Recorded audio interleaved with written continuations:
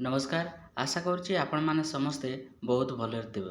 तो आज आपण मान पई गोटे बहुत बड़ नोटिफिकेशन नहीं कि आसीचे ओ ट्रिपल एस तरफरु आपण मानकर जो अपकमिंग वैकेंसी अछि एवं वर्तमान कोडा आसीबाक जाउची तार डिटेल्स मु आपण मानकु देबे। तो Odisha subordinate staff selection commission तरफरु आपण मानकर जो एलिजिबिलिटी क्राइटेरिया रहिछि बा आपण मानकर जो अपकमिंग एवं लेटेस्ट गवर्नमेंट जॉब गुड़ाक रही तार डिटेल्स मु ए वीडियो माध्यम कहबी। तो आपण मैंने जदि ओ ट्रिपल एस एस्पिरेंट होती ताले वीडियोटा शेष पर्यंत देखु आपण मानक कौ वैकेंसी आसवाक जाऊँगी तार डिटेल्स आपण मैंने ए वीडियो माध्यम पाइपर।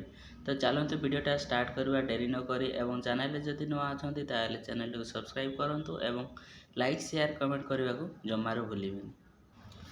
तो आपण मानकर प्रथम वैकेंसीटा रही जूनियर असिस्टेंट जहाँकि director of agriculture and food production Odisha तरफर रही जहाँकि आपण मानकर डिस्ट्रिक्ट लेवल पोस्ट गुड़ाक यहाँ आपण मानकर 29 वैकेंसी खाली रही।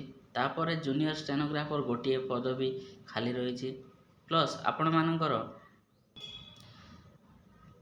तापर जो स्टैटिस्टिकल असिस्टेंट 70टा वैकेंसी पदवी आपण मानकर खाली रही। तापर BAW आपण मानकर 1878 वैकेंसी आपण मानकर रही एवं जूनियर स्टेनोग्राफर आपण मानकर 18 वैकेंसी रही जहाँकि डिस्ट्रिक्ट कैडर अनुसार आपण मानकर रही प्लस आपण मानकर जूनियर असिस्टेंट जूनियर क्लर्क सेटा आपण मानकर डिस्ट्रिक्ट कैडर अंडर रे आसटा आपण मानकर 182 वैकेंसी खाली रही। ये हूँ आपण मानकर अपकमिंग गवर्नमेंट जॉब गुड़ाक रही प्लस आहरी रही। तो चलतु से गुड़ाक देखने। नेक्स्ट आपण मानकर RI आमीन पदवी ड्यूट आपण मानकर ओ ट्रिपल एस तरफर हवाक जाऊँगी जहाँकि 2895टी वैकेंसी आपण मानकर RI एवं आमीन पदवी खाली रही जहाँकि ओ ट्रिपल एस तरफर हम एवं OS आपण मानकर 340टी वैकेंसी एटा आपण मानकर OPSC तरफर कंडक्ट करा जिवे।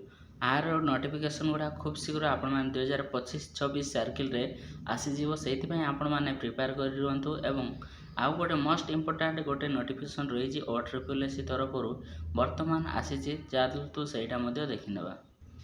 एही वैकेंसीटा आपण मानकर Odisha school education programme authority शिक्षा सौदा तरफर आसी जहाँकि भुवनेश्वर तरफर एथिरे कौन रही ना आपण मानकर 1520टी special education teacher elementary level पर आपण मानकर वैकेंसीटा बाहरी आग को आसवा आर प्रिपरेशन चली।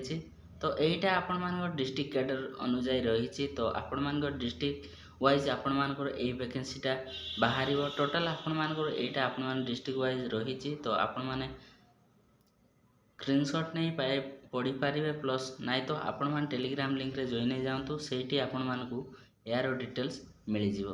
तो यहीटा टोटाल आपण मान डिस्ट्रिक्ट अनुसार आपण मानकर वैकेंसी आसी आपण मानकर 1520टी वर्तमान को डिस्ट्रिक्ट रे केतोटी पदवी आसीबो जहाँकि 2025 एवं 27 सर्किल मध्य ए वैकेंसीटा आसीबो तार डिटेल्स रही। यार नोटिफिकेशन आपण मानकर मोस्टली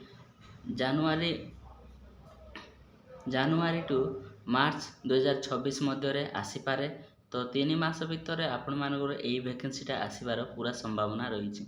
तो जदि आपण माने ओ ट्रिपल एस रे मैक्सिमम आपण माने जदि 18 रु एबव अछंती ताले आपण माने यही वैकेंसी गुड़ाक आवेदन करें जहाँकि आग को आसूची एवं आपण मानकर मंथली सैलरी कहवा गले आपण मानकर जो वैकेंसी रही सेटा आपण मानकर डिपार्टमेंट ऊपर डिपेंड करे कौ डिपार्टमेंट केते आपण मानकु सैलरी देखो एवं आपण मानकर मेन क्राइटेरिया कहवा गले आपण माने 18 रु एबव एथिले आपण माने जो वैकेंसी आवेदन करबा चाहउछंती ताहेले आपण माने क्वालिफिकेशन अनुसार आपण माने जो नोटिफिकेशन भी आसीबो से नोटिफिकेशनटा आपण माने आवेदन करि पारिबे। रोची धन्यवाद। जय जगन्नाथ। आगु मध्ये आहुरी बहुत भल भल नोटिफिकेशन गुड़ाक आसी आपण माने चैनल रे बांधी रुहतु। आपण मानकु एमितिया नोटिफिकेशन गुड़ाक मु आपण मानकु दे चलुथिबे। रोची धन्यवाद।